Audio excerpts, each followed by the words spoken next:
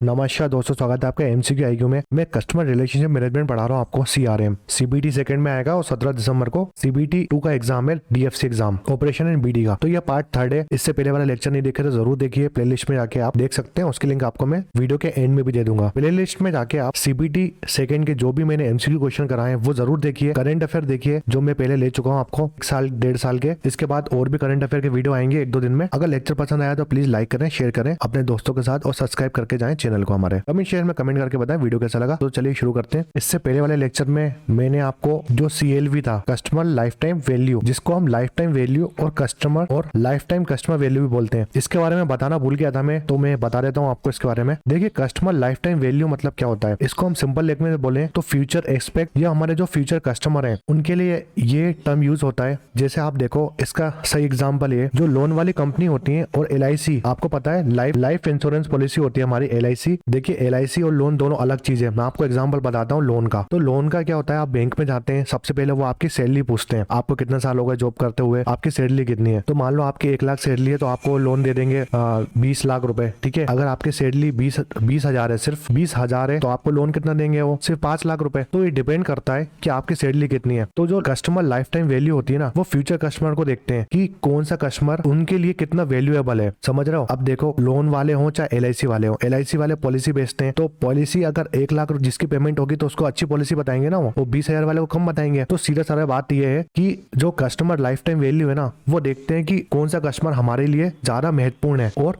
Future में कौन हमें ज्यादा बिजनेस दे सकता है। तो 1 लाख रुपए वाला बिजनेस ज्यादा देगा ना आपको, 20,000 वाला थोड़ा देगा। तो सीधी बात यही है। जो CLV होता है ना, कस्टमर लाइफ टाइम वैल्यू, ये यूज होता है सेगमेंटेशन ऑफ कस्टमर। सेगमेंटेशन मतलब क्या होता है, विभाजन करना। अब देखो, आपने विभाजन कर दिया ना, 1 लाख सैलरी वाला और 20,000 सैलरी वाले दोनों अलग कस्टमर है ना इनके, तो दोनों कस्टमर का विभाजन कर लिया। ऐसी बहुत सारी चीजें होती हैं जिनको ये देख के अपने कस्टमर को डिवाइड कर लेते हैं, ठीक है। मान लो किसी की 1 लाख सैलरी है, किसी की 10 लाख सैलरी है, तो अलग अलग सैलरी वाले कस्टमर, इन सबको ये विभाजन करते हैं, अलग अलग तरीके से ट्रीट करते हैं। तो सीधा सिद्धांत यही है कि अगर आपकी सैलरी अलग है ना, तो आपको अलग से ट्रीट करेंगे। अब क्वेश्चन यही आएगा, CLV यूज्ड किस लिए होती है, सेगमेंटेशन ऑफ कस्टमर, विभाजन करना। अलग अलग कस्टमर को हम अलग अलग तरीके से देखते हैं और अलग अलग तरीके से ट्रीट करते हैं, कस्टमर का विभाजन करते हैं। अब मान लो आपने एक शीट बना ली जिसकी 1 लाख पेमेंट होगी, जिसकी 10 लाख पेमेंट होगी और किसी की मान लो 20 लाख पेमेंट होगी। तो उन कस्टमर के 1 लाख पेमेंट वालों के कस्टमर के नाम अलग कर दोगे, 10 लाख वालों के अलग, 20 लाख वालों के अलग। तो ये कस्टमर का विभाजन हो गया, अलग कस्टमर का अलग डेटा बन जाता है। तो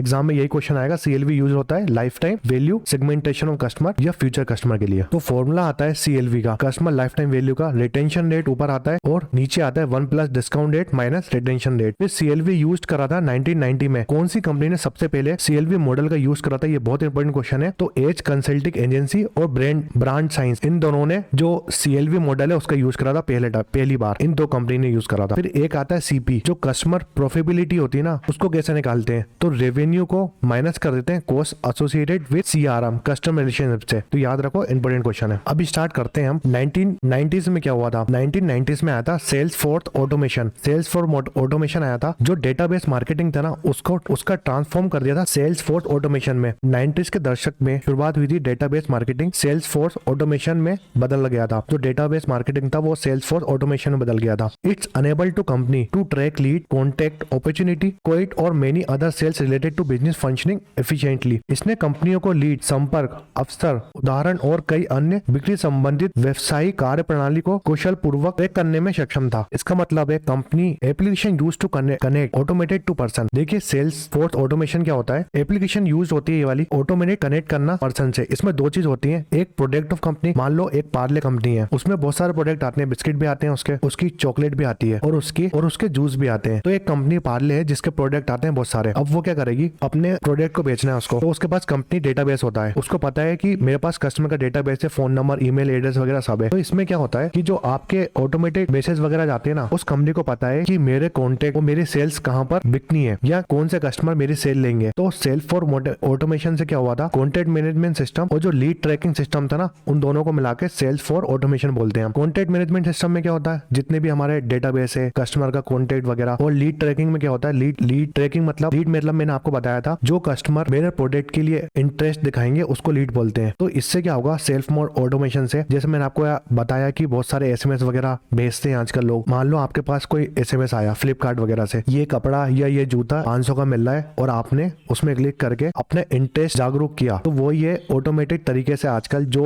ऑटोमेटिक तरीका चल रहा है सेल्स करने का, वही तरीका है सेल्फ फॉर ऑटोमेशन। इसमें क्या करते हैं, ये लीड जनरेट करते हैं, लीड ट्रैक करते हैं हमारे कस्टमर को हमारे प्रोडक्ट के लिए इंटरेस्ट है कि नहीं, तो ये लीड हो गई उनकी। और फिर कंटेंट मैनेजमेंट, कंटेंट मैनेजमेंट में मैं पहले भी बता चुका हूँ आपको, जितने भी डेटाबेस होता है कस्टमर का, चाहे वो सेल्स हो, मार्केटिंग हो या सर्विस, हमारी जो ग्रुप होता है उनके पास, उससे और लीड ट्रैकिंग से ये दोनों अपनी सेल्स करते हैं। सीधी बात ये ऑटोमेटेड टू पर्सन, सीधी बात ये एप्लीकेशन यूज होती है connect to automated to person. इसमें जो मशीन वगैरह यूज होती है ना, जैसे आपको पता है एसएमएस के थ्रू, फोन कॉल के थ्रू जो जंक एसएमएस वगैरह आते हैं, उससे प्रचार करना कंपनी का। देखिए 1993 में क्या हुआ, और ये बहुत इंपॉर्टेंट क्वेश्चन है। थॉमस सेबल और पैट्रिक हाउस ने एक कंपनी बनाई, उस कंपनी को बोलते हैं सीबल सिस्टम INC, ठीक है, लिमिटेड। तो ये कंपनी किसने बनाई थी, सीबल INC लिमिटेड या सेबल सिस्टम INC लिमिटेड, थॉमस सेबल और पैट्रिक हाउस ने बनाई थी 1993 में। बहुत इंपॉर्टेंट क्वेश्चन है। फिर इस कंपनी ने 1995 में first Siebel sales enterprises software introduce करा। 1995 में first Siebel sales enterprise software launch करा इस कंपनी ने, जिसको हम बोलते हैं सेबल सिस्टम INC या INC लिमिटेड। किसके लिए, सेल्स फॉर ऑटोमेशन के लिए। जो सीबल सेल्स इंटरप्राइजेस सॉफ्टवेयर था ना, वो सेल्स फॉर ऑटोमेशन के लिए सॉफ्टवेयर लॉन्च करा इस कंपनी ने। Today SFA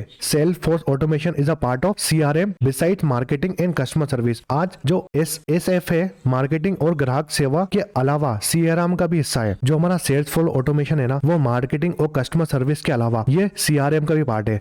sales for automation है ना, वो CRM का भी पार्ट है, याद रखो। इसके लिए सॉफ्टवेयर किसने बनाया था, first Siebel sales enterprises software बनाया था सेल्स फॉर ऑटोमेशन के लिए। किस कंपनी ने, सेबल सिस्टम INC ने। देखो सेबल सिस्टम INC लिमिटेड ये कंपनी बनाई थी थॉमस सेबल ने और पेट्रिया हाउस ने, ठीक है, याद रखो ये कंपनी इन्होंने बनाई थी। और ये एक सॉफ्टवेयर कंपनी है, ये सॉफ्टवेयर कंपनी है, इन्होंने एक सॉफ्टवेयर बनाया जिसको हम सेबल सेल इंटरप्राइजेस सॉफ्टवेयर बोलते हैं। और ये फर्स्ट सॉफ्टवेयर था किसका, जो सेल्स फॉर ऑटोमेशन है ना, मैंने बताया था आपको सेल्स फॉर ऑटोमेशन क्या होता है, उसके लिए ये फर्स्ट सॉफ्टवेयर है। तो एग्जाम में डायरेक्ट क्वेश्चन आता है सेल्स फॉर ऑटोमेशन के लिए कौन सा पहला सॉफ्टवेयर बनाया था, तो सेबल सेल्स इंटरप्राइजेस सॉफ्टवेयर किस कंपनी ने बनाया था, तो सेबल सिस्टम INC लिमिटेड। और इसके फाउंडर कौन है, थॉमस सेबल और पेट्रिसिया हाउस, ठीक है, याद रखो, इंपोर्टेंट क्वेश्चन है। अब जो सेबल सिस्टम INC लिमिटेड थी ना, उसको कौन सी कंपनी ने खरीद लिया, तो ओरेकल ने खरीद लिया। ओरेकल कंपनी बहुत बड़ी आपको पता है सॉफ्टवेयर कंपनी है, इन्होंने खरीद लिया 12 सितंबर 2005 में, याद रखो, इंपोर्टेंट क्वेश्चन है। फिर 1995 में birth of CRM economy, 1995 customer relation management is coined, याद रखो 1995 में बर्थ ऑफ CRM इकोनॉमी का बर्थ हुआ था। लेटर 1990s में क्या हुआ, ERM का मोबाइल ऐप आया, ठीक है, CRM का मोबाइल ऐप आया। और उससे पहले मैं आपको बताता हूँ जो ERP वेंडर थे, ERP मतलब क्या होता है, इसका मतलब होता है इंटरप्राइज रिसोर्स प्लानिंग। जो इंटरप्राइज रिसोर्स प्लानिंग है उसका मतलब क्या होता है, प्रोवाइड सर्विस टू कस्टमर। जो इंटरप्राइज रिसोर्स प्लानिंग होता है ये क्या करते थे, जो ERP वेंडर होते थे वो क्या करते थे, वो प्रोवाइड करते थे सर्विस कस्टमर को, ठीक है, याद रखो, ये सर्विस प्रोवाइड करते थे कस्टमर को। तो कौन कौन सी कंपनी है, जैसे ओरेकल, SAP, PeopleSoft और नेविसन, ये कंपनी थी ERP कंपनी। ये कौन सा मार्केट में उतर गई, जो हमारे CRM मार्केट था ना उसमें उतर गई, याद रखो, बहुत इंपॉर्टेंट क्वेश्चन है। तो 1990s में जो ERP कंपनी थी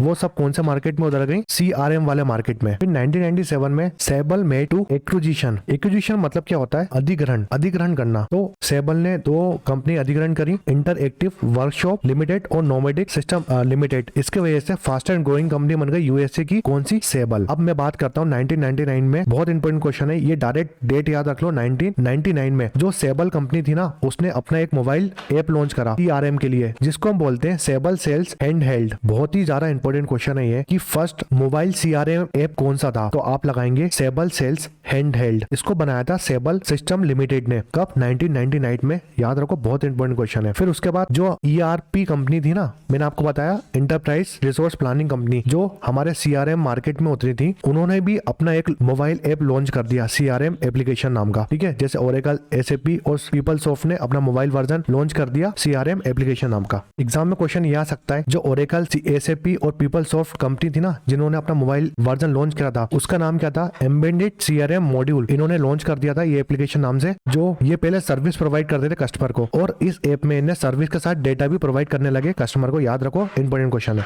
देखिए 1999 में क्या हुआ, ओरेकल के फॉर्मर एग्जीक्यूटिव, ठीक है, जो ओरेकल कंपनी में उनके फॉर्मर एग्जीक्यूटिव थे ना, मार्क बेनियोफ बेनियोफ के साथ 3 लोग और थे। एक का नाम था Parker Harris, Dave Moellenhoff and Frank Dominguez. Mark Benioff और उनके साथ 3 लोग और थे। इन तीनों ने मिलकर एक कंपनी बनाई। उस कंपनी का नाम रखा इन्हें salesforce.com। ये कंपनी का नाम मत भूलना और इन तीनों का नाम मत भूलना। ये कंपनी क्या करती है, ये सॉफ्टवेयर प्रोवाइड करती है CRM के लिए। याद रखो, CRM के सॉफ्टवेयर बनाती है। ये कंपनी 1999 में बनी थी। कैलिफोर्निया USA में बनी थी ये कंपनी। याद रखो, बहुत इंपॉर्टेंट क्वेश्चन है। और ये वर्ल्ड की लार्जेस्ट कंपनी है। अभी की बात करूं तो वर्ल्ड की लार्जेस्ट कंपनी है salesforce.com। आगे हम और भी पढ़ेंगे इसके बारे में, मगर अभी याद रखो 1999 में बनी थी। ये थर्ड पार्ट था जिसमें हमने बहुत सारी कंपनी जो बनी है हमारी CRM के लिए वो सब देखी है। मैं आपको एक लेक्चर में इसलिए सब नहीं पढ़ा रहा क्योंकि ये हिस्ट्री है, और हिस्ट्री आप अगर एक साथ पढ़ोगे ना तो सब भूल जाओगे। इसलिए मैं थोड़ा थोड़ा पढ़ा रहा हूँ आपको, जिससे आपको चीजें याद रहें। तो कस्टमर रिलेशनशिप मैनेजमेंट का यह पार्ट तीसरा था। अगर 2 पार्ट नहीं देखे तो जरूर देखिए। नेक्स्ट पार्ट भी जल्दी आएगा। और जो भी मेरे MCQ क्वेश्चन मैं करा रहा हूँ और मैं पहले करा चुका हूँ वो जरूर देखिए। इससे बहुत सारे क्वेश्चन फंसने वाले हैं। करंट अफेयर के वीडियो जरूर देखिए और